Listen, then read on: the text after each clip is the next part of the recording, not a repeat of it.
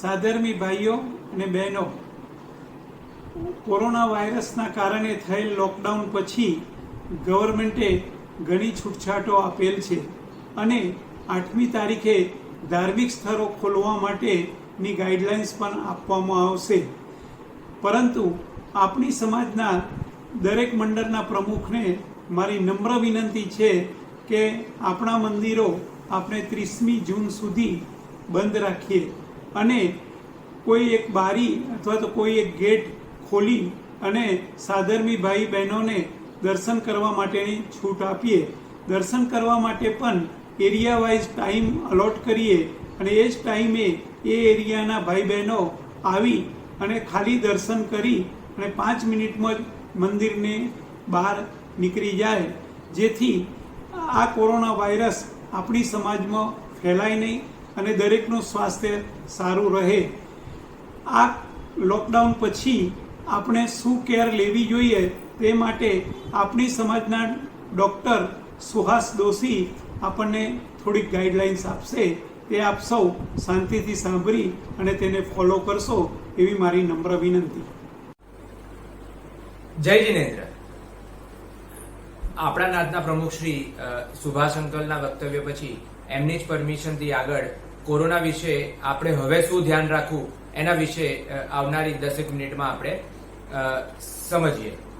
ખાસ કરીને આપણા મનમાં એક પ્રશ્ન હશે કે શું લોકડાઉન ખુલ્યું તો કોરોનાનું રિસ્ક ઓછું થયું કે વધારે? સાયન્ટિફિક રીતે વૈજ્ઞાનિક રૂપે જો જોઈએ તો આ રિસ્ક ખૂબ વધી ગયું છે.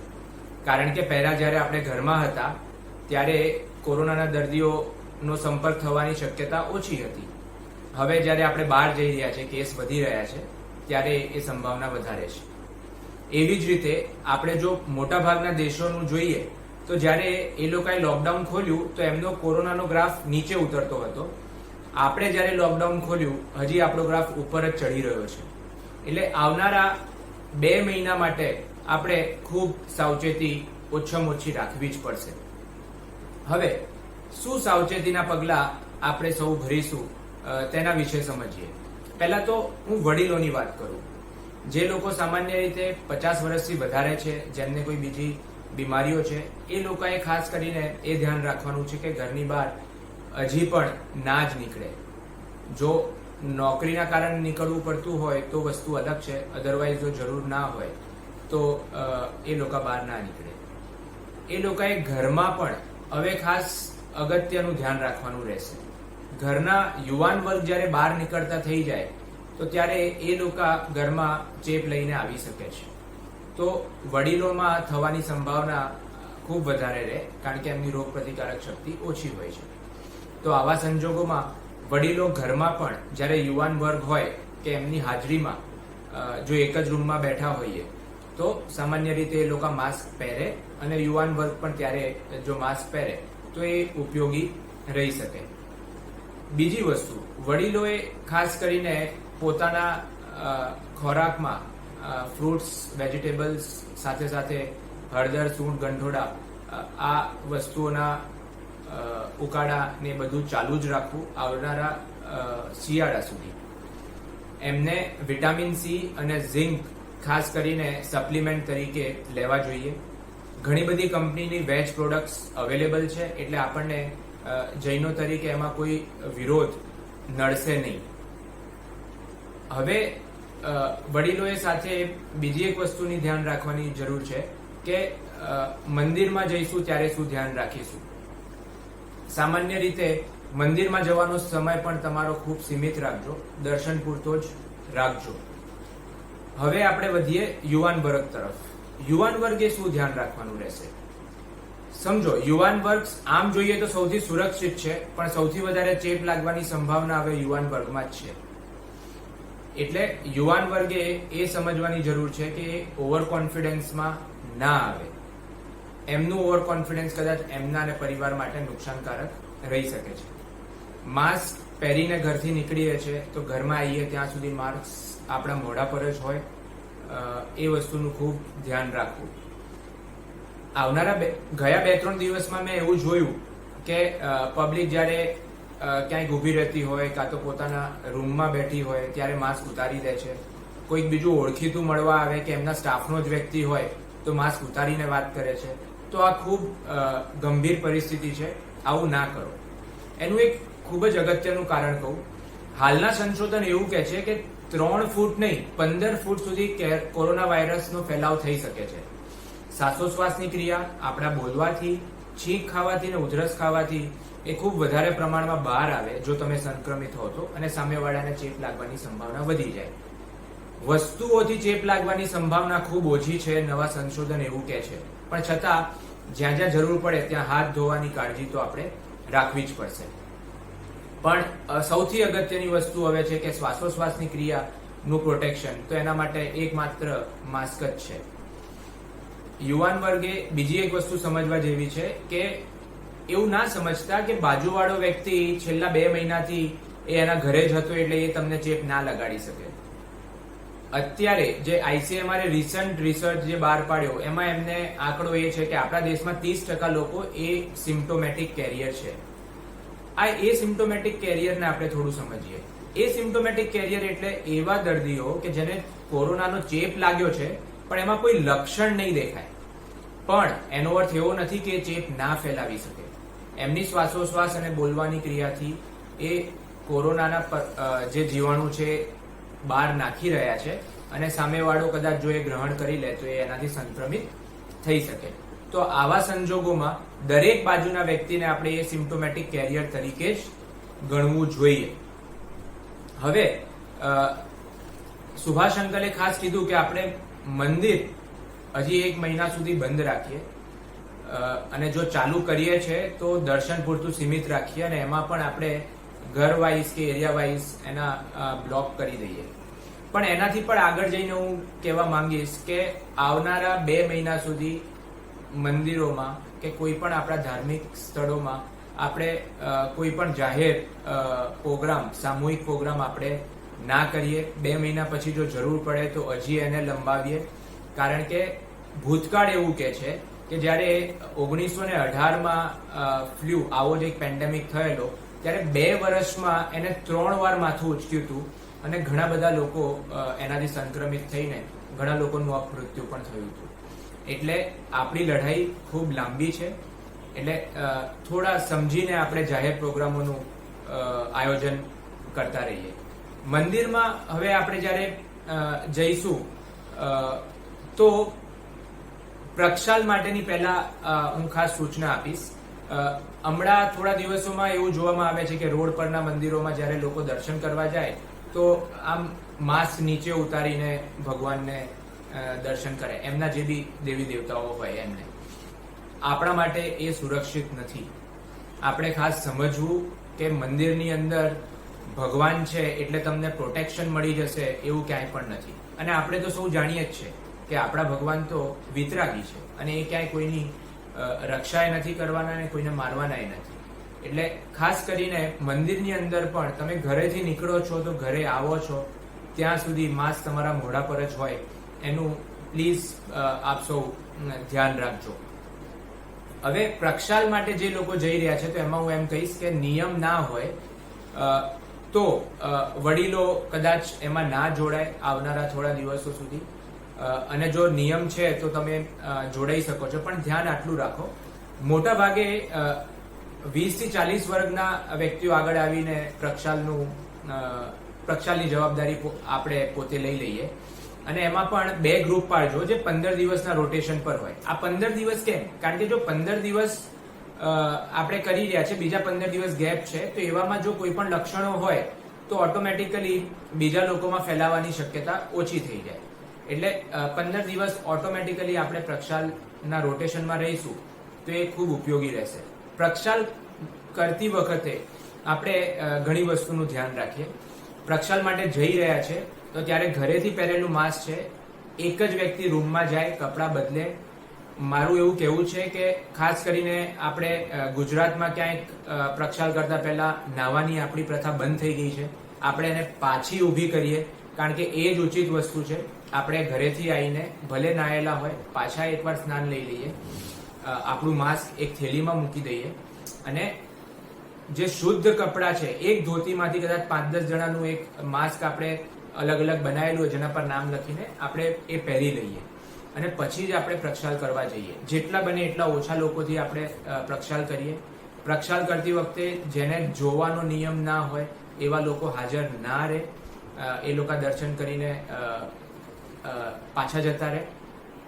હવે જ્યારે આપણે પોતાનું માસ્ક પ્રક્ષાલ કર્યા પછી નાખીએ છીએ તો પહેલેથી એક ડોલ હોય જેમાં ફિક્સ આપણે સાબુવાળા પાણીમાં જ નાખીએ, એટલે એનાથી પાછો અંદર કોઈ બી જે સાફ કરવા વાળો વ્યક્તિ હોય, આપણા પૂજારી હોય, એ લોકો બી સંક્રમિત ના થાય.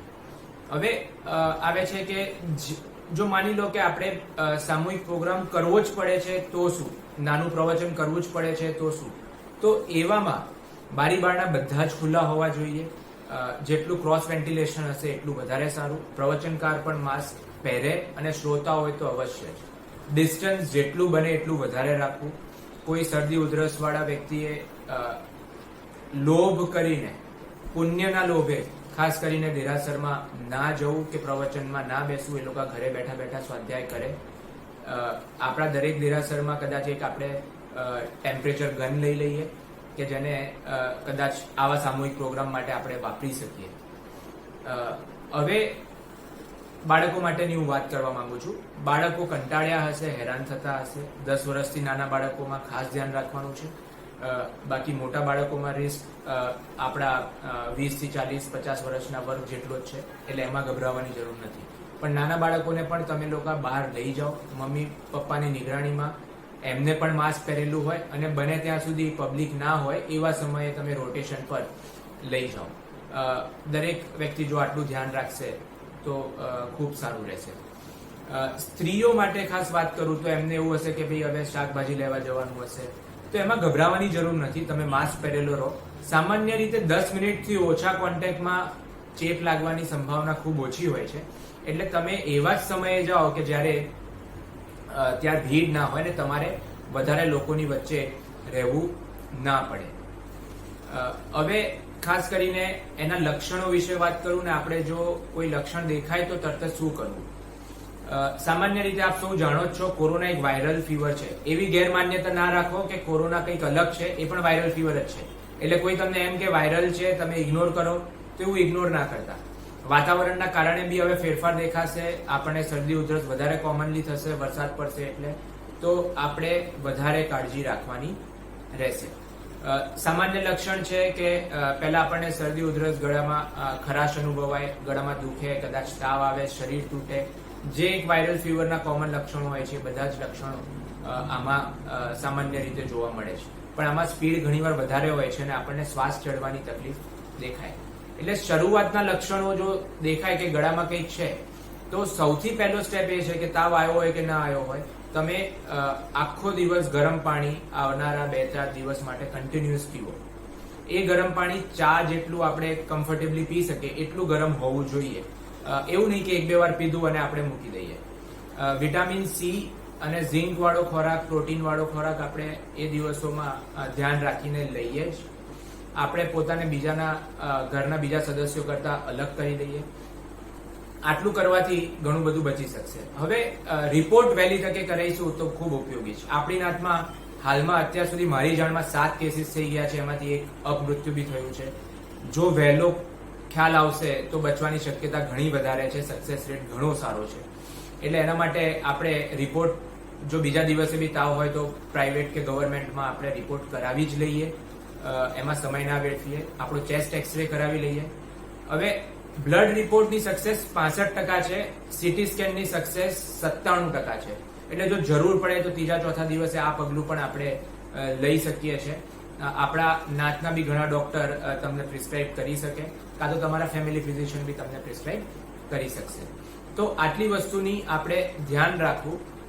2 વસ્તુ, એક એવી શંકા હતી કે માસ્ક પહેરવાથી કાર્બન ડાયોક્સાઇડ થાય ને પડી જવાય. આવી ગેરમાન્યતાઓમાં ના રહેતા. એ ખૂબ રેર વસ્તુ છે અને એ પણ જે લોકોના લંગ્સ કોમ્પ્રોમાઇઝ હોય, જેના લંગ્સની ક્ષમતા ઓછી થઈ ગઈ છે એવા લોકોની વાત છે. અને એ જ્યારે બહુ એક્સરસાઇઝ તમે 2-3 કલાક કરો તો એવી સંભાવના છે, સામાન્ય રીતે નહીં. અમે લોકો 6-6, 7-7 કલાક બી એક સરખું માસ્ક પહેરી રાખીએ છીએ, કંઈ નથી થતું. એટલે ગભરાવાની જરૂર નથી. HCQ નામની દવાની પણ ઘણી ગેરમાન્યતાઓ છે. ના ગભરાતા. જો ડોક્ટર પ્રિસ્ક્રાઇબ કરે તો લેવી જ જોઈએ. કરોડો દર્દીઓ હાલમાં વર્ષોથી રોજે દવા લે છે અને એના એટલા બધા રિસ્ક નથી, પણ ડોક્ટર કહે તો જ. હવે અંતમાં બે વસ્તુ કહીને હું અંત કરીશ મારા વક્તવ્યનું. કદાચ 1-2 મિનિટ વધારે થાય, પણ અગત્યનું છે. માસ્ક કેવી રીતે પહેરવો અને સારો માસ્ક શું? N95 માસ્ક જે તમે અહીંયા જોઈ રહ્યા છો, આ સૌથી ઉચિત માસ્ક છે અને બને તો આપણે આ જ માસ્ક પહેરવો. આ માસ્કને આપણે આ રીતે પહેરીએ અને આ પટ્ટી છે, જો લૂઝ હોય તેને આપણે દબાવી દઈએ, એટલે જેનાથી ઓછું સંક્રમણ થવાની શક્યતા રહે. માસ્કને આપણે આમ ના પહેરી શકાય, આમ પણ ના રાખી શકાય. આપણને જરૂર પડે ત્યારે ઈચ્છા થાય આપણે કાઢીએ, એ ઉચિત નથી. માસ્કને આગળથી અડવું નહીં, જે રીતે હું અત્યારે અડી રહ્યો છું આ રીતે આપણે અડવું નહીં, આ રીતે આપણે બરોબર કરવું નહીં. જે બી કરવું એ દોરીથી જ આપણે કરવું જોઈએ. અને પછી કાઢતી વખતે આપણે એને આ સરફેસ, આગળનો સરફેસ ક્યાંય ટચ ના થાય એ રીતે આપણે કદાચ એને લટકાવી શકાય. આપણા દેરાસરમાં જો થાય તો આવું પલ્સ ઓક્સિમીટર દરેક સમાજ 1-2 વિકસાવી દે. 1500-2000 ની જ વસ્તુ છે. આપણું ઓક્સિજન સેચ્યુરેશન, જો કોઈને તાવ આવે છે તો બધાના ઘરે ના હોય, પણ દેરાસરમાંથી લઈને ટેમ્પરરી પોતાનું ઓક્સિજન સેચ્યુરેશન એના ઘરના સદસ્યો માપી લે. જો 99 હોય, 98 હોય તો ફાઇન. 95 થી ઓછું થાય તો આપણે વહેલી તકે ડોક્ટરનો સંપર્ક કરવો જોઈએ. આનાથી બીજાને ચેપ લાગશે એની ચિંતા ના કરતા. જે બી વ્યક્તિ પોતે લઈને જાય એ આને સ્પિરિટથી સાફ કરી દેશે તો ઓટોમેટિકલી સંક્રમિત થવાની સંભાવના નથી રહેતી. લાસ્ટમાં હું એમ કહીશ કે ક્યાંય પણ આપણે સ્વચ્છંદતા કેળવીને એવું ના લઈએ, પ્રમાદ ના કરીએ કે ક્રમબદ્ધમાં હશે થશે અને આપણે બેદરકારી રહીએ. આપણી બેદરકારી ઘણા બધાને નુકસાન પહોંચાડી શકે છે. એટલે મારી આપ સૌને નમ્ર વિનંતી છે કે આવનારા 2 મહિના ઓછામાં ઓછું આપણે ધ્યાન રાખીએ. આપ સૌ સ્વસ્થ રહો, આપણો સમાજ સ્વસ્થ રહે, આપણે ધર્મોન્નતિના માર્ગ પર આગળ વધીએ અને આપણા ધર્મની પ્રભાવના આવતેજ થતી રહે એવી મંગલ ભાવનાથી હું મારું વક્તવ્ય અહીંયા ટૂંકાવું છું. જય જિનેન્દ્ર.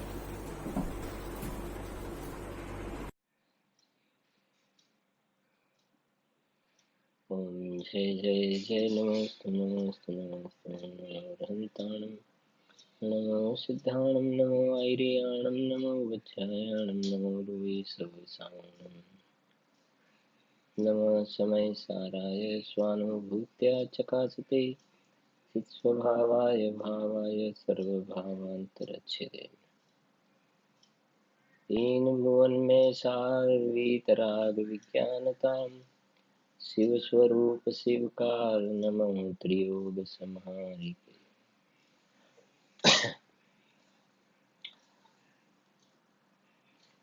અધ્યાત્મ પ્રેમી આત્મજ્ઞાની પંડિત શ્રી દૌલતરામજી દ્વારા રચિત છડાળા ગ્રંથમાં 5મી ડાળ 12 ભાવના સંવર ભાવના.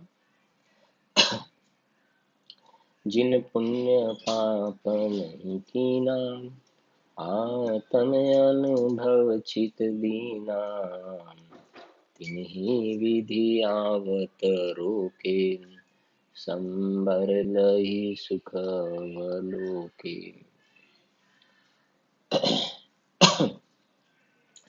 ભેદ વિજ્ઞાનની આપણે થોડી ઘણી ચર્ચા વિશેષરૂપથી આવી પણ ખરી. જે પહેલી લાઈન છે ને, જીન પુણ્ય પાપ નહીં કીના આત્મ અનુભવ ચિત દીના, થોડી આપણે વાત કરી પણ હતી. પણ એક પ્રશ્ન પણ આવ્યો હતો કે પ્રેક્ટિકલ લાઈફમાં ભેદ વિજ્ઞાન સંબંધમાં, કેમ કે ભેદ વિજ્ઞાન એ જ મોક્ષમાં જવાનો સિદ્ધ થવાનો ઉપાય છે અને સંસારમાં રખડે છે જીવ તો ડ્યુ ટુ ભેદ વિજ્ઞાનનો અભાવ. બરાબર. હવે આ ભેદ વિજ્ઞાનનો પ્રેક્ટિકલમાં શું સમજવું આપણે, એવો એક પ્રશ્ન હતો. તો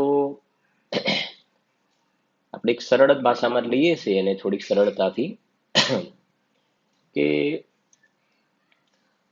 ભેદ વિજ્ઞાનમાં આપણે વાત કરેલી પણ છે આમ કે ભેદ વિજ્ઞાનમાં 2 વસ્તુ હોવી જોઈએ.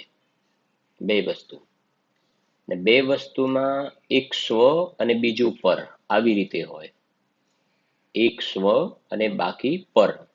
તો અહીંયા આપણે ભેદ વિજ્ઞાનમાં સ્વ અને પરમાં, સ્વમાં પોતાનો શુદ્ધાત્મા ભગવાન આત્મા અને પરની અંદર પરમાં પરદ્રવ્ય આવી જાય, રાગાદી ભાવ આવી જાય, પર્યાય પણ આવી જાય, બહારના નિમિત્તો આવી જાય, દેવ શાસ્ત્ર ગુરુ આવી જાય, કુટુંબ પરિવાર આવી જાય, એ બધું પરમાં આવી જાય.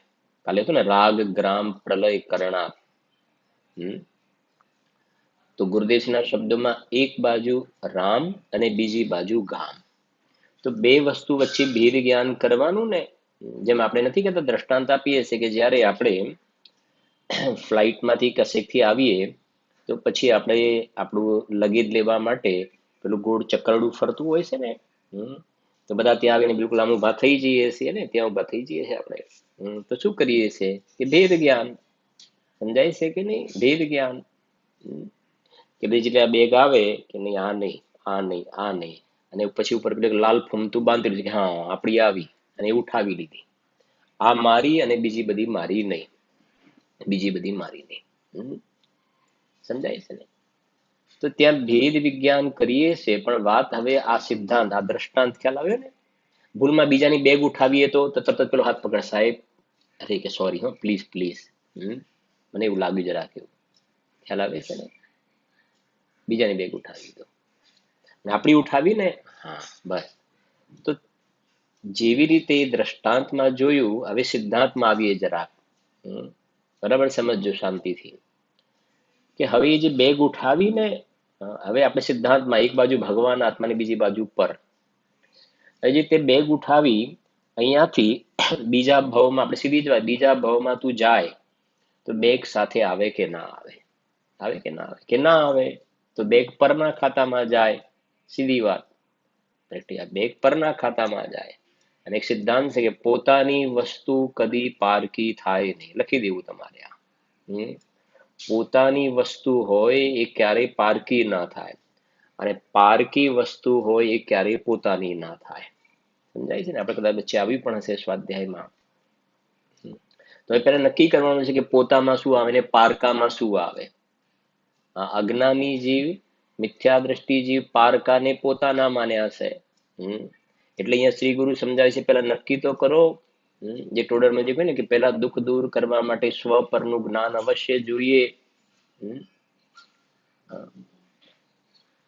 એટલે પરમાં શું આવે ને સ્વમાં શું આવે, બરાબર બિલકુલ એની વિભાજન રેખા બરાબર નક્કી કરવી જોઈએ, નહીં તો ગડબડ થઈ જશે. ભૂલમાં પણ પરનો અંશ સ્વનો અને સ્વનો અંશ પરમાં ઘુસાડી દીધો ને તો ગડબડ થયા વિના નહીં રહે. તો જો જે કહ્યું ને કે બેગ સાથે આવે કે ના આવે, તો બેગ મારી ના હોઈ શકે, એ સ્વમાં ના આવે, પરમાં આવે.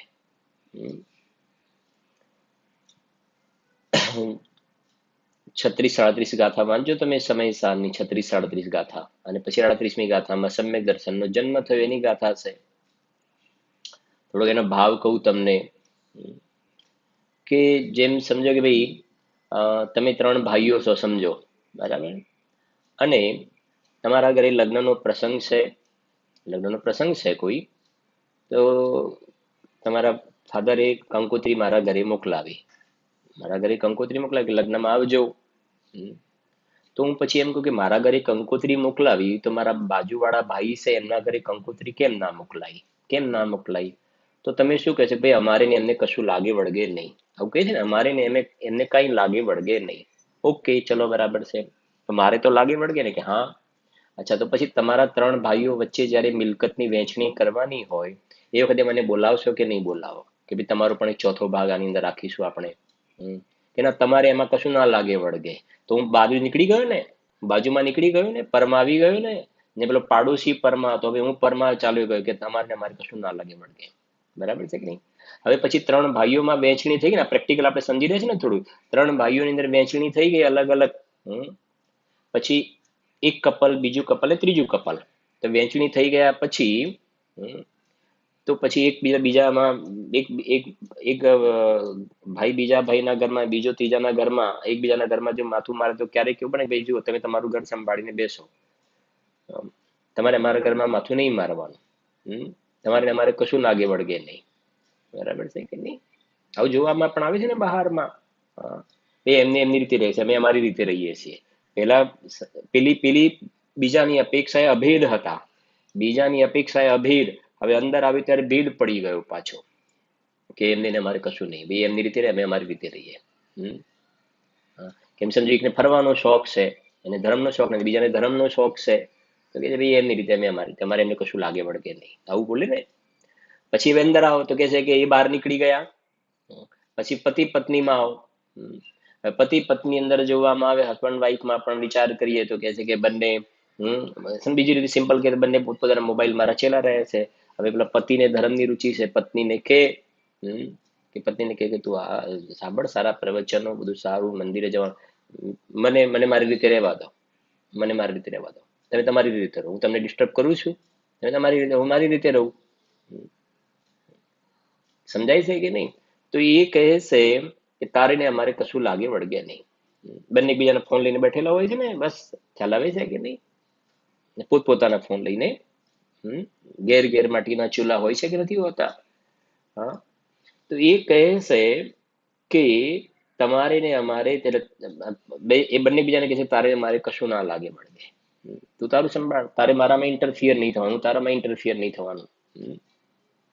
ઘણાને તો ઇવન ત્યાં સુધી હોય છે ને, કોઈના ઘરમાં ક્યાંક બીજી ભાષા પણ કરે, ભાઈ એના મોબાઈલને આપણે ના અડી શકીએ, મારા મોબાઈલને એ ના અડે, આવું એ હોય છે કે નથી હોતું?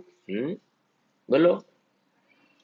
સમજાય ક્યાંથી ક્યાં અંદર આવતા ગયા? પેલો પડોશીમાંથી સમજાય ને, હું આવી ગયો, પછી ભાઈઓ આવી ગયા, ભાઈઓમાં વિભાજન થઈ ગયું, પતિ પત્નીમાં બે અલગ થઈ ગયા, મારે એને કશું લાગે વળગે નહીં. એ તમારી મેટર છે, પતિ પત્ની એ તમારી મેટર છે.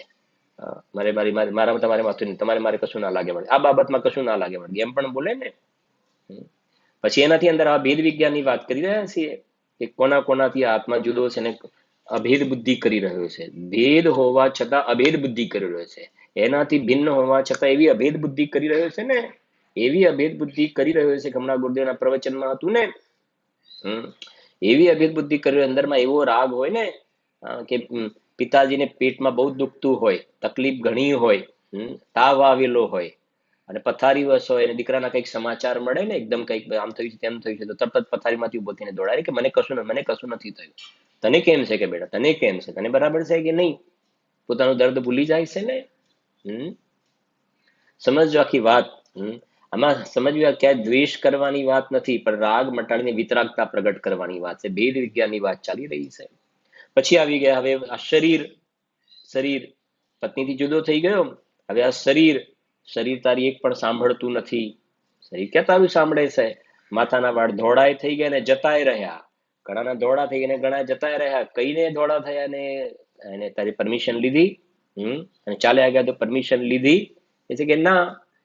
કરચલી મોઢા પર પડવા લાગી તો પરમિશન લીધી કે ના? હાથમાં લાકડી લેવી પડી ને.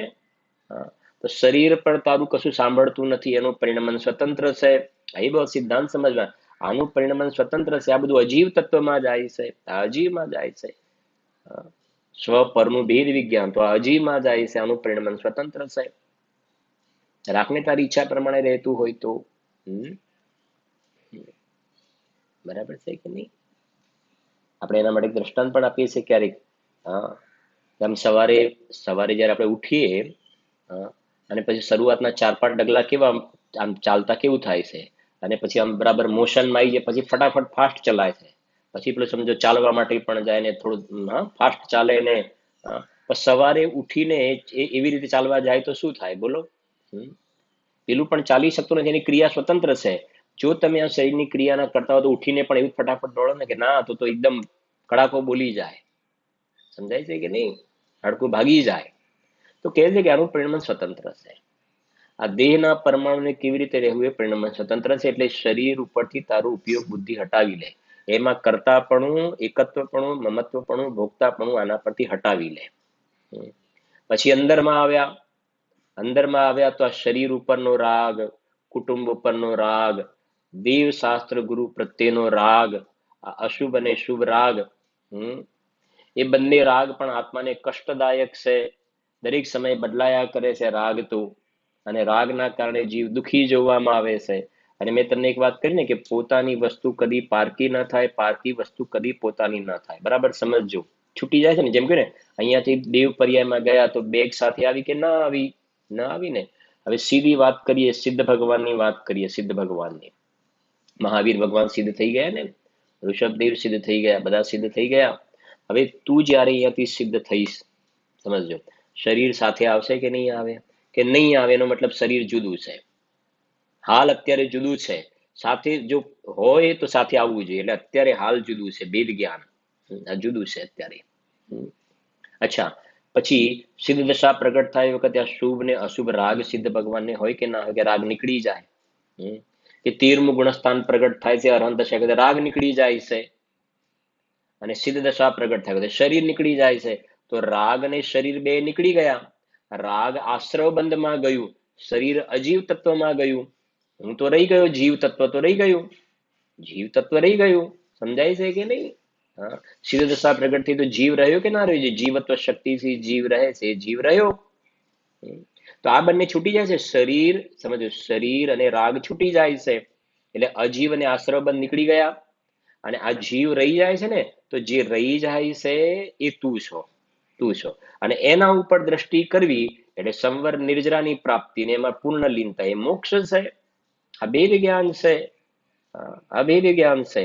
અને બીજી વાત, હા, આવું જે ભેદ જ્ઞાન હોય છે ને, એ જો આપણને થોડો ઘણો શાસ્ત્રનો અભ્યાસ, થોડો વધારે નહીં હોય તો ચાલશે, થોડો પણ બેઝિક આપણને થોડો ખ્યાલ હોવો જોઈએ. જેમ આપણે બિઝનેસની અંદર ભાઈ આ કરન્સી જે છે, તો આ 2000ની નોટ કહેવાય, આ 500ની કહેવાય, આ 200ની કહેવાય, આ 50ની કહેવાય, આ 10ની કહેવાય, 100ની કહેવાય. તો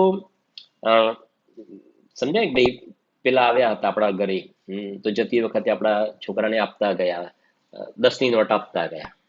પછી પેલા આવ્યા હતા એ ગયા ને, તો કે 50 આપતા ગયા, કે પેલા આપીને ગયા 200 આપીને ગયા, કે પેલા 500 આપીને ગયા, પેલા 2000ની નોટ 2000 આપીને ગયા, 500 આપીને ગયા, 10 રૂપિયા આપીને ગયા. તો મારે એ કહેવું છે કે એ જે 10, 50, 100, 500 એની અંદર એ દરેકનું જે વેટેજ છે ને, એનો તને જે એનો વેટેજ ઉપરથી ખ્યાલ આવે છે કે આની વેલ્યુ, આની વેલ્યુ, આની દ્રષ્ટાંત સમજજો. આ તો એના ઉપરથી તારા જ્ઞાનમાં તું દરેકની વેલ્યુ પણ આંકતો જાય છે. કે 2000 આપીને ગયા, બહુ કહેવાય, ના લેવા જોઈએ ને, અરે પણ બહુ ફોર્સ કર્યો, પણ સમજાય છે કે નહીં? તો સમજો જરાક કે એ ત્યાં એની કિંમત આપણને ખ્યાલ આવે છે ને, આના કરતા આની વધારે, આના કરતા આના કરતા આની વધારે. એવી રીતે આ જે ટોળામાં છે, જો તત્વ વિચારનો મહિમા, તત્વ વિચાર વાળું સમ્યક દર્શનનો અધિકારી છે. એટલે જ્યારે આપણે એમ કહેતા હતા કે મકાનથી આત્મા જુદો છે, શરીરથી જુદો છે, પાપના પરિણામથી જુદો છે, પુણ્યના પરિણામથી જુદો છે, એક સમયની આ ઉત્પાદ વ્યય વાળી પર્યાયથી પણ અંદરમાં જુદો છે. તો આવી જ્યારે આપણે ચર્ચા ચાલતી હોય, સ્વાધ્યાય ચાલતો હોય, એ વખતે આપણો ઉપયોગ પણ એવી રીતે અંદર રમવો જોઈએ. આપણા ઉપયોગની અંદર પણ એની ભિન્નતાનો ખ્યાલ આવવો જોઈએ. એટલે ઘણી વખત આપણે સ્વાધ્યાયમાં રૂટીનમાં કહીએ છીએ કે જે વખતે આપણે સ્વાધ્યાય કરી રહ્યા છીએ ને, એ વખતે પણ ભેદ જ્ઞાનનો અભ્યાસ ચાલુ જ છે. જો ખરેખર જીવ આત્મકલ્યાણના અર્થે, આત્માનુભૂતિના અર્થે જો આ વાત સમજે છે, સાંભળે છે ને, તો એને એ વખતે ભેદ જ્ઞાનનો અભ્યાસ ચાલે જ છે, એને ચાલે જ છે. કેમ કે આ વાત જે આવે છે ને ભાઈ, શું કે ફેક્ટરીથી જુદો છું, ઓફિસથી જુદો છું, મકાનથી જુદો છું, શરીરથી ભિન્ન છું, પત્નીથી જુદો છું, દીકરા દીકરીથી જુદો છું, રાગથી પણ આવી બધી ચર્ચા ચાલતી વખતે તું તારા ઉપયોગને એ પ્રમાણે અંદરમાં રમાડતો જાય છે ને, બહારથી વ્યાવૃત્તિ કરીને અંદરમાં લઈ જાય છે, અને અંદરમાં પોતાના ભગવાન આત્માના શુદ્ધાત્માનો જે મહિમા બતાવવામાં પણ આવે છે. આ બધી નાસ્તિથી વાત થઈ, અને હવે અસ્થિથી વાત જાણવાનું બંને, સ્વ અને પર બેને જાણવાનું. જેમ આપણે દ્રષ્ટાંત આપ્યું નથી, ખ્યાલ નથી, અહીંયાથી જેમ આપણે સમ્યક શિખરજી જઈ રહ્યા છે, સમ્યક શિખરજી, હવે સમ્યક શિખરજી જ્યાં થોડી દૂર હતા ને બોર્ડ આવ્યું, અને બોર્ડ ઉપર ચાર રસ્તા હતા, તો ચારેય રસ્તાના નામ લખેલા હતા, ત્યાં આ ગામમાં જાય છે, આ ગામમાં, આ સમ્યક શિખર બાજુ, બરાબર. તો 3 રસ્તાનું આપણે શું કર્યું? જ્ઞાન કર્યું.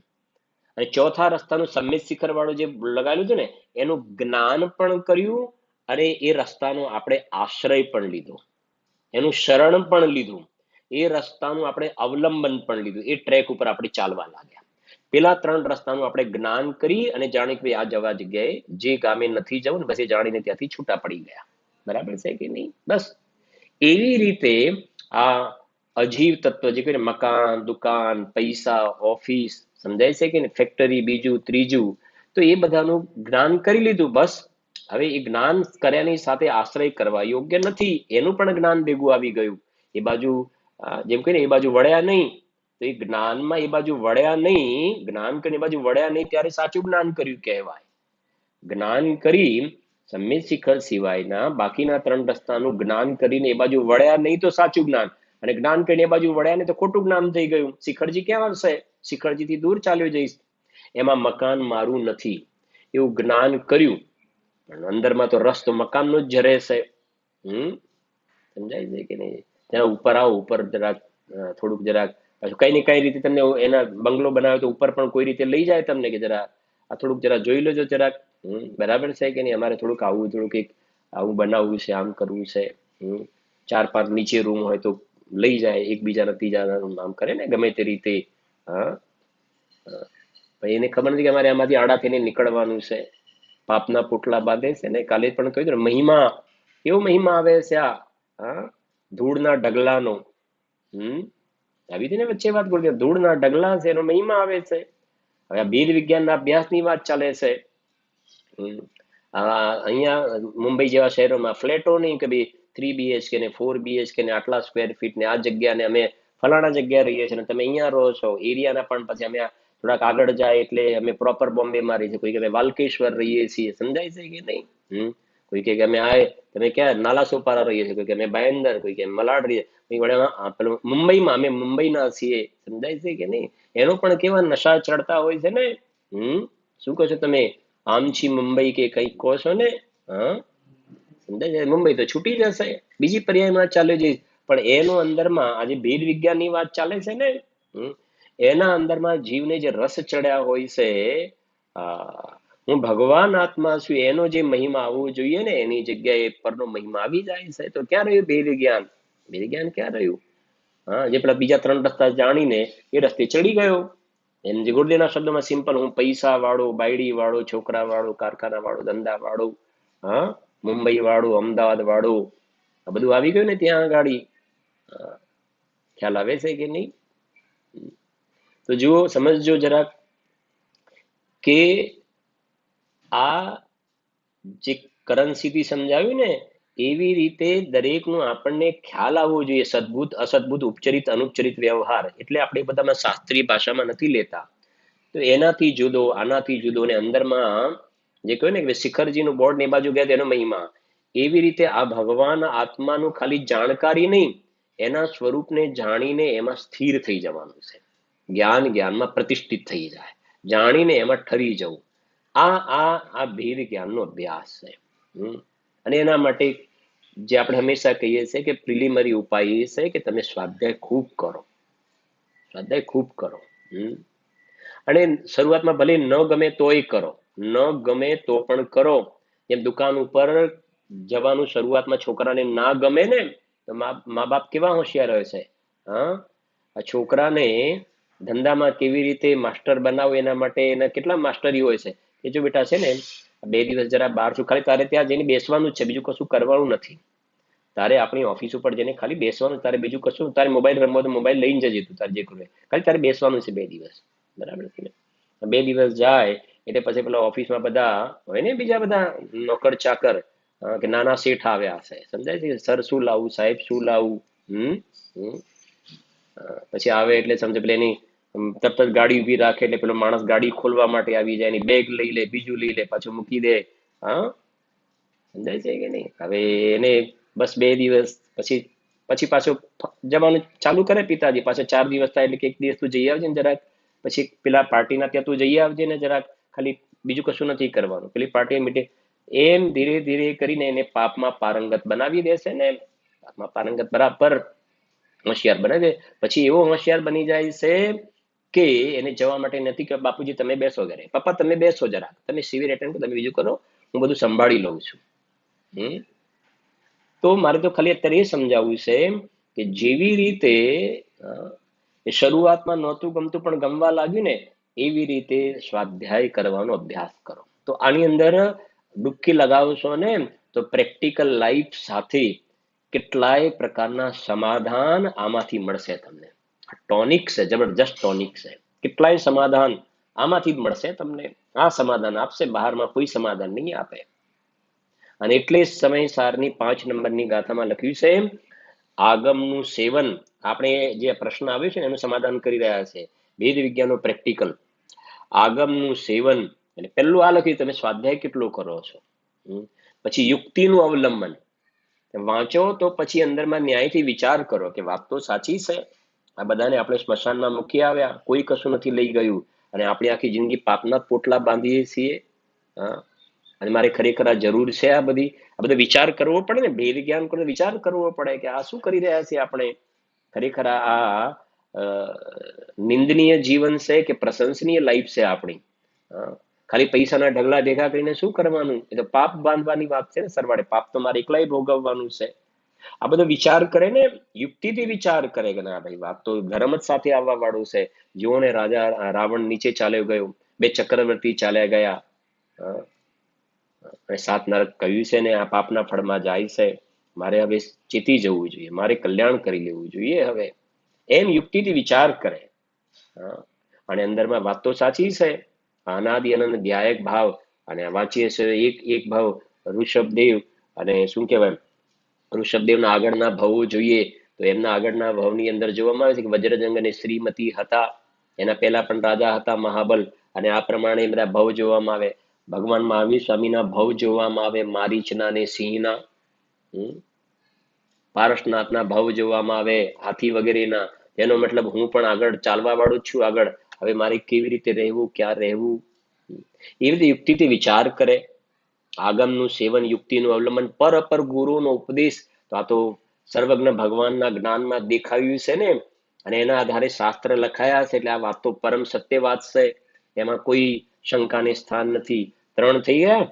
આવી રીતે જે વિચાર કરે, અને પછી બસ હવે તો મારે અંદરમાં સ્વસંવેદનથી નિર્ણય કરવો છે, સ્વાનુભૂતિથી નિર્ણય કરવો છે. તો એવી રીતે આગળ વધે.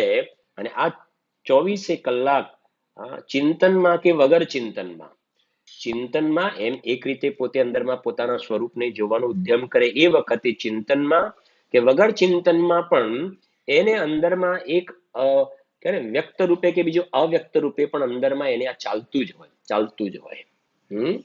બીજાને એમ લાગે કે અમારા કાર્યોમાં જોડાયેલો છે, આપણે હાજરી આપે, દેખાય બાકાય, પણ અંદરમાં એને એક જાતિની પોતાનું આત્મકલ્યાણ કરવાની ખટક ધારા અંદરમાં નિરંતર ચાલ્યા કરે. એવું નહીં કે પછી હવે બસ હવે બધું નથી કે આપણે ક્લિયર. હવે જ્યાં ફરવા માટે નીકળ્યા એટલે જો હવે ફરવાનું એટલે ફરવાનું, હવે ધર્મને યાદ નહીં કરવાનું. બહુ કર્યો ધર્મ કોરોનામાં. પાછું એવું કહેવામાં, કોરોનામાં આ જ કર્યું છે ને આપણે. હવે મળી જશે ભણના દીકરા તમને. તમે જુઓ તો જોજો, પંચમ કાળ કે હલકો કાળ છે ને, મળી જશે જ્યાં છૂટો થશે ને. અને કેટલાક તો હજુ રાહ જોઈ રહ્યા હશે ને. અને છૂટો થશે બસ એ જ કર્યું છે ને કોરોનામાં. હવે એના પરથી વિચાર કરવો જે આપણે વચ્ચે કર્યું હતું ને. ત્યાં બધો રૂંધાયેલો કશાય હતો, દબાયેલો હતો. પરિસ્થિતિ વશ વૈરાગ હતો, રિયલ વૈરાગ થોડો હતો આને. સમજાય છે? બાકી પછીની જીવનમાં પણ હોવું જોઈએ ને એવું. જો તો એ બસ આ પહેલા નંબરમાં સ્વ અને પર જે કહ્યું ને, આ બાજુ રામ ને બીજી બાજુ ગામ. પહેલા ખાસ નક્કી કરવું પડશે, અને પછી તમારે પ્રજ્ઞા છેણી પટકવાની છે સ્વને પર. પહેલા ગડબડ ભૂલ કરી હશે, શરીરની ક્રિયાથી ધર્મ માન્યો હશે, શરીરની ક્રિયાથી તો ભૂલ પડી ગઈ. શુભ ભાવમાં ધર્મ માન્યો હશે, શુભ ભાવને જ સંવર માની લીધો હશે, તો ગડબડ થઈ ગઈ. જે શુભ ભાવનો અભાવ કરવાનો છે એનાથી ધર્મ માન્યો, શરીરની ક્રિયાનો તું કરતા નથી એનાથી સંવર નિર્જરા માન્યા, તો ગડબડ થઈ ગઈ. એટલે પહેલા નિર્ણય કરવો પડશે કે સ્વમાં શું આવે ને પરમાં શું આવે, પછી આગળ વાત ચાલશે. એમ છે. જુઓ હવે મંગતરાયજીની 12 ભાવનામાં સંવર ભાવના, આપણે કાલે વાત કરી હતી ને મંગતરાયજીની 12 ભાવનામાં. જુઓ શું કહે.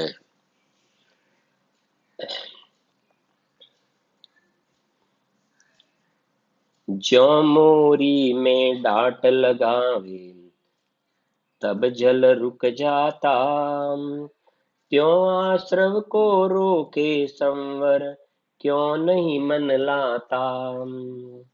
पंचमहाव्रत समिति गुप्ति कर वचन काय मन को 10 विध धर्म परिसह 22 12 भावन को यह सब भाव 57 मिलकर आश्रव को खोते सुपन दशा से जागो चेतन कहाँ पड़े सोते भाव शुभाशुभ रहित शुद्ध भावन संवर पावे डाट लगत यह नाव પડી મજધાર પાર જાવે આપણે વાત કરી હતી ને આશ્રવ બંધ સંવર નિર્જરા મોક્ષ હા નાવમાં હોડીની વાત કરી હતી કે નથી કરી નાવમાં હોડી બહાર કિનારા ઉપરની હોડી નહીં નાવની શું કહ્યું સરોવરમાં હોડી સરોવરની અંદર હોડી દરિયાની અંદર સરોવરમાં નદીમાં હોડી નદીના કિનારે હોડી હોય નહીં જે સરોવરમાં નાવ છે એની અંદર સરોવરમાં નાવ છે એમાં છિદ્ર પડી ગયું તો એમાં જે છિદ્ર પડ્યું તો પેલું પાણી આવે થઈ ગયું આશ્રવ આવીને અંદર રોકાઈ થઈ ગયું બંધ પછી સંવરમાં હવે સંવરમાં કહે છે ડાટો લગાવી દીધો ત્યાં આગાડી ડાટો લગાવી દીધો એટલે પાણી આવતું શું થઈ ગયું બંધ થઈ ગયું એ વાત ચાલી રહી છે અને આપણે ત્યાં આશ્રમમાં વાંચ્યું હતું જો આશ્રમની 2 લાઈન વાંચ્યું છું જ્યો સર જલ આવત મોરી ત્યો આશ્રવ કર મન કો છે ને જ્યો સર જલ સરોવરમાં જે પાણી છે જલ આવત મોરી જે છિદ્ર છે ત્યાંથી જેમ એ નાવમાં પાણી આવે એવી રીતે આશ્રવ કર્મન કોક અંદરમાં મોહ રાગ દ્વેષના પરિણામ થાય છે તો કર્મ આવીને જીવની સાથે બંધાય છે આ છિદ્ર પડ્યું અમારી દુકાન મારું શરીર સમજાય છે કે નહીં મારી બિલ્ડિંગ હા સમજાય છે કે નહીં મારું ગામ તો એ છિદ્ર પડ્યું ત્યાં આગાડી છિદ્ર પડ્યું અને છિદ્ર પડ્યું એટલે કર્મ આવે છે હવે સંવરમાં શું થાય કે ડાટો લગાવી દીધો કે મારું શરીર નહીં મારું ગામ નહીં મારો રાગ નહીં મારો દ્વેષ નહીં હા મારા પુણ્ય પાપ નહીં મારો દીકરો નહીં મારી દીકરી નહીં કે મારું શું કે શુદ્ધ ચેતના સિંધુ અમારો રૂપ હે બસ અભેદ જ્ઞાન થઈ ગયું કે મારું શું કે બસ ગુણ અનંત કે રસ સબે અનુભવ કે આ મારો સમાજ આમાં બીજું કોઈ વસ્તુમાં નાસ્તિ સર્વોપી સંબંધ બીજા કોઈની સાથે મારે કોઈ સંબંધ નહીં અને બીજી રીતે કહીએ તો આ ઉત્પાદ વ્યય વાળી પર્યાય સાથે પણ અમારે કોઈ સંબંધ નહીં એવો અનાદિ અનંત અખંડિત જ્ઞાયક ભાવ તે હું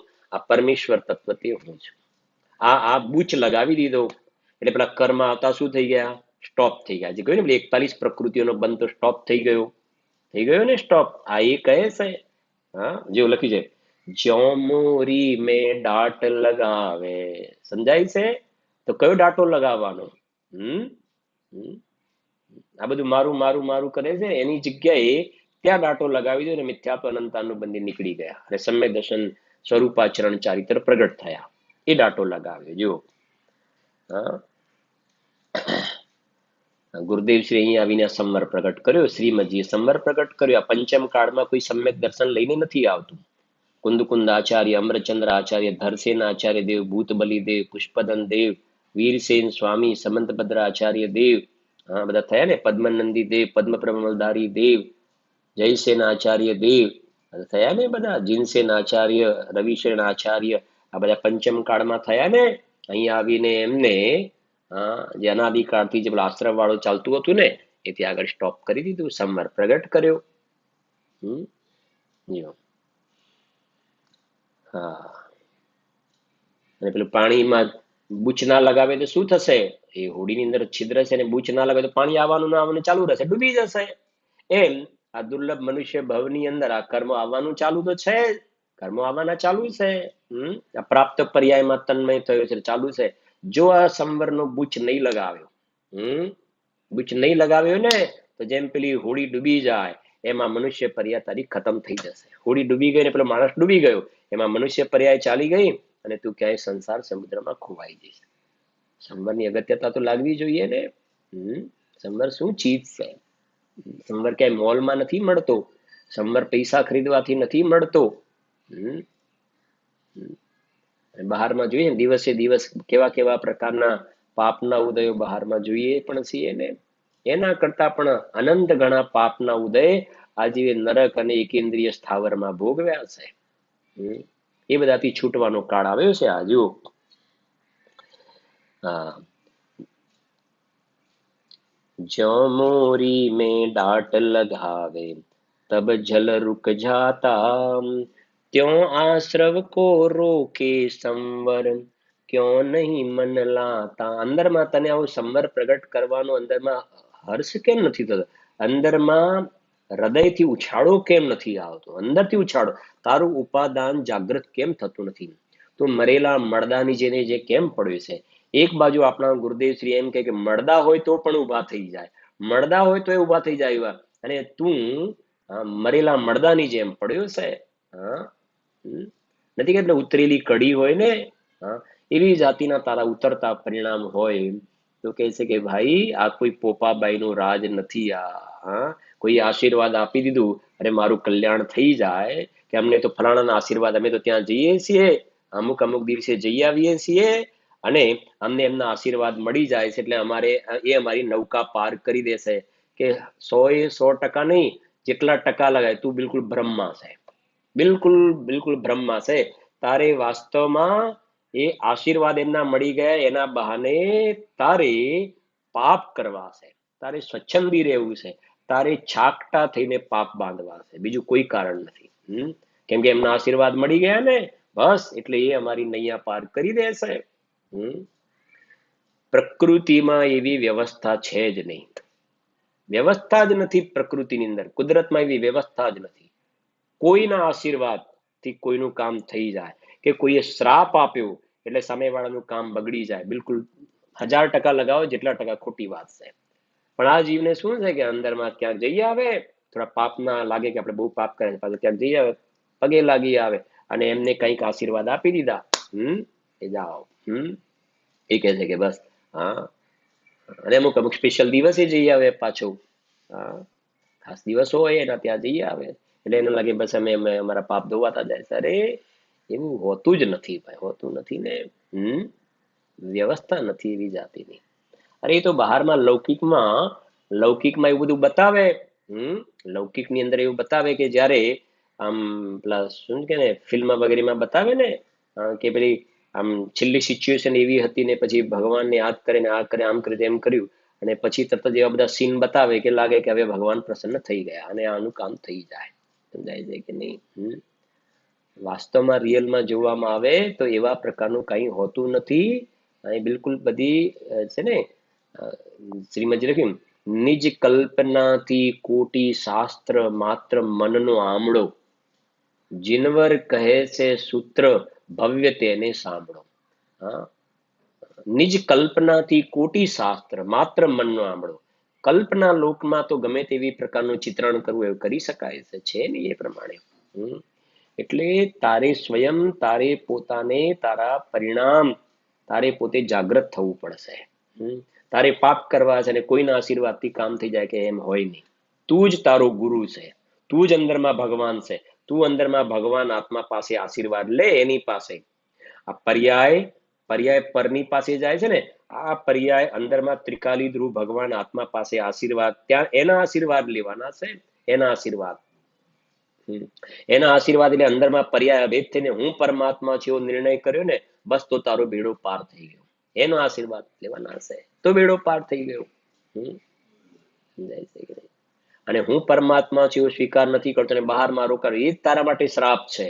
એ જ શ્રાપ છે. શ્રાપમાં શું થાય? એને શ્રાપ આપ્યો એટલે શું? શ્રાપ આપ્યો એટલે એનું બુરું થયું, તો અનાદિકાળથી તારે શ્રાપ જ છે ને.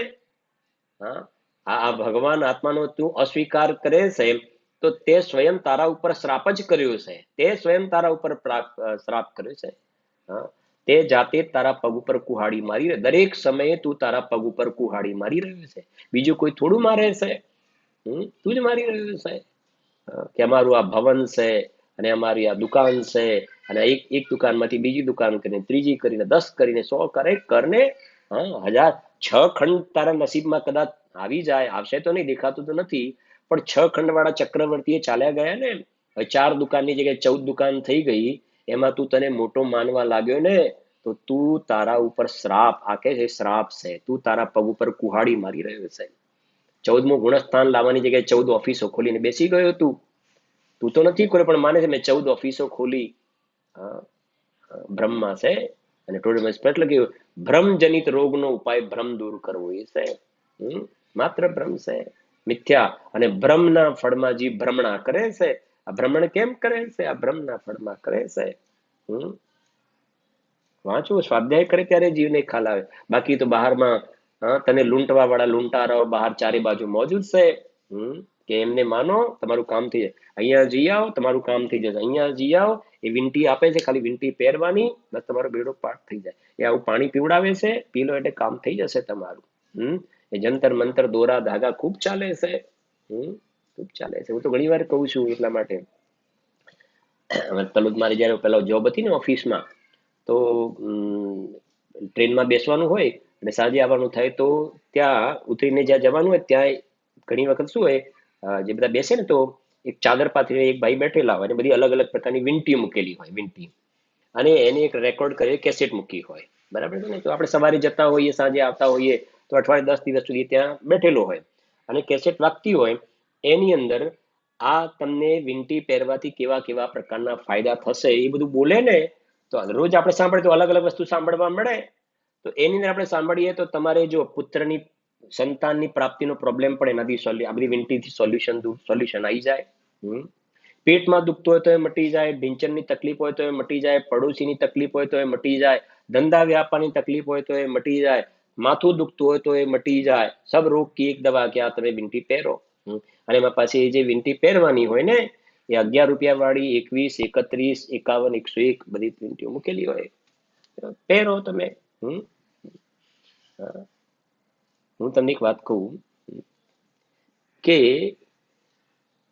જો એ વીંટીઓથી લાભ થતો હોય તો એને રોજ એ ધૂળની અંદર ચાદર પાથરીને રોજ બેસવું પડે. એની પાસે તો બધી વીંટીઓનો માલિક તો એ છે ને, બધી વીંટીઓનો માલિક એ છે ને. પણ મારી સાથે એ કેવું છે કે જગતમાં પાગલ મૂર્ખા લોકોની પણ કમી નથી, કે આટલું વિચારવાની પણ એની પહોંચ નથી. એટલા માટે કહું છું કે એ રોજ 10 દિવસ સુધી બેસે છે, તો રોજ સાંજ પડે એને કંઈક વેચાતું હશે ને, કંઈક એને પ્રોફિટ થતું હશે ને, થોડી ઘણી વીંટીઓ વેચાતી હશે ને.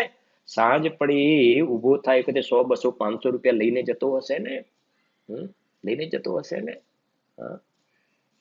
હવે એનાથી ફાયદો થતો હોય તો એને બધાને માલિક છે. પણ કહ્યું ને, કોઈને એ પ્રકારે કે ભાઈ દૂધનો દાજો છાશ ફૂકીને પીવે, 21 રૂપિયા છે ને, જુઓ પહેરો ને, કદાચ ફાયદો થયો તો ઠીક છે, નહીં તો કાઢી નાખીશું 15 દિવસ, મહિના પછી. સમજાય છે કે નહીં? એમાં લોસ શું છે, નુકસાન શું છે? આ ઘણાનું લોજિક તો આ જ ચાલે છે, ખોટું લોજિક આ જ ચાલે છે. એમાં શું વાંધો છે? પહેરી આપણે જોઈશું, થઈ જાય તો ઠીક છે વળી. ખ્યાલ આવે છે કે નહીં? એમાં નુકસાન શું? અરે નુકસાન તમે અભ્યાસ કરો તો ગ્રહિત મિથ્યાત્વનો મોટો દોષ લાગે છે. જીવને ખબર જ નથી ગ્રહિત મિથ્યાત્વનો કેવો દોષ લાગે છે. અને કદાચ એને કાગનું બેસવું ને ડાળનું પડવું કહેવાય ને, એ પહેર્યું અને એને સારા દિવસો બહારમાં લૌકિક દ્રષ્ટિ કહેવાય ને, બરાબર ચાલવા લાગે તો જુઓ. પછી એની ગ્રહિત મિથ્યાત્વ કેવું પુષ્ટ થતું જાય, પછી એની માન્યતા એ જાતી એ ટ્રેક ઉપર ચાલી જશે આખી વાત. પછી પેલા પાસે છે કે આ 11 મોંઘી ખરી, પેલો કે 21 વાળી 31 એના કરતા મોંઘી, એના કરતા મોંઘી, બીજું આના માટે શું કરવું પડે? પછી એ રસ્તે ચડી જશે. જો સાંભળો, ज्यों मोरी में डांट लगावे तब जल रुक जाता, त्यों आश्रव को रोके संवर क्यों नहीं मन लाता. હવે આગળ કહે છે, અંદર કહે ને ક્યાં અંદરમાં છે ને મન, એટલે સંવર ક્યાં નહીં મન લા, અંદરમાં તને એવી જાતિનો ઉછાળો કેમ નથી આવતો? એવું ને, અંતરંગ પ્રીતિથી, ટોડરમાં જે લખ્યું છે ઘણું, અંતરંગ પ્રીતિથી પોતાને આવું મારે આ કામ કરેલું છે, અંતરંગ પ્રીતિથી એને હર્ષ ભાવ જોવામાં આવે છે. પોતાનું કાર્ય કરવાનો એને ઘણો હર્ષ હોય છે. સંવર પ્રગટ કરવાનો, રત્નત્રય પ્રગટ કરવાનો ઘણો હર્ષ હોય છે. મારીને એને નથી બેસાડવા પડતા. સમજાય છે કે નહીં? જે પેલા ક્લાસમાં ટીચર આવે એટલે છોકરાઓ શાંત બેસી જાય, એમાં આપણે જૈન કુળમાં જન્મ્યા છીએ, આપણે સાંભળવું પડે. એવા લુખા માણસોનું લુખી રુચિવાળાનું કામ નથી. આ લુખી રુચિવાળાનું કામ નથી. સમજાય છે કે નહીં? પેલા ક્લાસમાં ટીચર આવે એટલે બેસી જાય, હવે ખરેખર ક્યાં બેઠો છે, અંદરમાં રાહત જોઈ રહ્યો છે. એમ આ તો જૈનના ઘરે જન્મ્યા છીએ ને, હા, એટલે આપણે કુળક્રમથી બધું આ થોડું ઘણું કરવું પડે. અંદરથી જે ઉછાળો આવવો જોઈએ એ નહીં આવે ત્યાં સુધી નહીં થઈ શકે કામ ભાઈ. ગુરુદેવના છે ને બોલ, હા, પેલી આવે છે ને વાત, શું કહેવાય, એટલી જન્મ આપવા વાળી બહેન હોય ને એનામાં જોર ના હોય તો કે છે પેલી શું કરે, વિયાણીમાં જોર ના હોય તો સુયાણી શું કરે, એવી આવે છે ને કહેવત. હા, હવે આગળ કહે સાંભળજો. पंच महाव्रत समिति गुप्ति कर वचन काय मन को 10 विधि धर्म परिसह 22 12 भावन को यह सब भाव 57 मिलकर आश्रव को खोते सुपन दशा से जागो चेतन कहाँ पड़े सोते. અહીંયા 57 પ્રકારના જે ભાવ બતાવ્યા છે ને એ આશ્રમને રોકવા વાળી વાત કરી છે. ઉપર જે 57 પ્રકારના આશ્રમના ભેદ આપણે જોયા હતા ઉપર. હવે અહીંયા આ 57 કેવી રીતે છે જુઓ, પછી આપણે એને જોઈશું પણ ખરા થોડું. પંચ મહાવ્રત એટલે 5 મહાવ્રત એટલે ચારિત્રના જો આપણે જોઈએ છે પછી એને તત્વાસૂત્રમાં સૂત્ર છે સંવરના કારણો. સંવરના કારણ બહુ આખું સરસ ટોપિક છે, સમજજો પૂરેપૂરો. સંવરના કારણો, તો સંવરનું અસલી કારણ તો પોતાના સ્વરૂપમાં ડૂબી જવું એ નિશ્ચય સંવર છે, બરાબર. પછી આપણે બધાનું સેટ કરીશું આખું. હવે સંવરના કારણો ગુપ્તિ, સમિતિ, ધર્મ, અનુપ્રેક્ષા, પરિસહજય અને ચારિત્ર, આ સંવરના 6 કારણ બતાવ્યા. ગુપ્તિ, સમિતિ, ધર્મ, અનુપ્રેક્ષા, પરિસહજય, ચારિત્ર, તત્વાસૂત્રમાં સૂત્રમાં જો તમે 9મા અધ્યાયની અંદર સંવરના કારણોમાં, બરાબર. તો એમાં છેલ્લું ચારિત્ર બોલ્યા આપણે. ચારિત્ર તો 5 મહાવ્રત જે છે ને એ ચારિત્રના અંતર્ગત ગયા. 5 મહા, જેમ પેલા 5 પાપ તો એની સામે 5 મહાવ્રત એ ચારિત્રમાં, એટલે 5 થઈ ગયા. પછી આવી ગયું સમિતિ, 5 સમિતિ એટલે 5 ને 5 થઈ ગઈ 10. અને ગુપ્તિ 3 પ્રકારની, મન વચન કાય ગુપ્તિ લખ્યું, એટલે 5 ને 5 10 ને 3 13. પછી 10 વિધ ધર્મ, 10 પ્રકારના ધર્મ, ઉત્તમ, ક્ષમા, માર્દવ વગેરે 10 પ્રકારના ધર્મ, એટલે 13 ને 10 થઈ ગયા 23. પરિસહ 22, 22 પ્રકારના પરિસહ એટલે 23 અને 22 એટલે થઈ ગયા 45, 45. અને 12 ભાવન કો, 12 પ્રકારની ભાવના એટલે 45 અને 12 45 ને 12 57. આ પ્રકારે 57 પ્રકારના આ સંવરના જે કારણો જે છે એને આમ 6 બતાવ્યા અને ભેદ 6 અને પ્રભેદ ગણીએ તો 57 પ્રકારના સંવરના કારણ બતાવ્યા છે. એ સંબંધીને આપણે આગળ વિસ્તારથી ચર્ચા છે આવતીકાલના સ્વાધ્યાયમાં કરીશું.